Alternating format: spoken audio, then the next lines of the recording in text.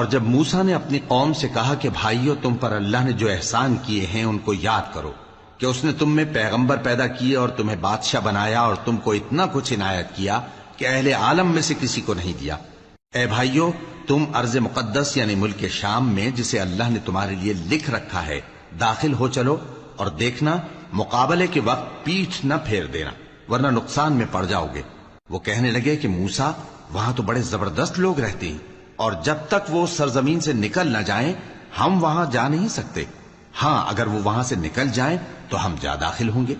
جو لوگ اللہ سے ڈرتے تھے ان میں سے 2 شخص جن پر اللہ کی عنایت تھی کہنے لگے کہ ان لوگوں پر دروازے کے رستے سے حملہ کر دو، پھر جب تم دروازے میں داخل ہو گئے تو فتح تمہاری ہے، اور اللہ ہی پر بھروسہ رکھو اگر تم واقعی ایمان والے ہو. وہ بولے کہ موسیٰ جب تک وہ لوگ وہاں ہیں ہم کبھی وہاں نہیں جانے کے. اگر لڑنا ہی ضرور ہے تو تم اور تمہارا رب دونوں جاؤ اور لڑو، ہم تو یہیں بیٹھے رہیں گے. موسیٰ نے اللہ سے التجا کی کہ پروردگار میں اپنے اور اپنے بھائی کے سوا اور کسی پر اختیار نہیں رکھتا، سو تو ہم میں اور ان نافرمان لوگوں میں جدائی کر دے.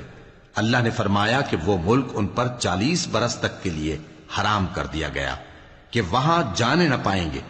یہ اسی علاقے میں جہاں اب ہیں سرگرداں پھرتے رہیں گے.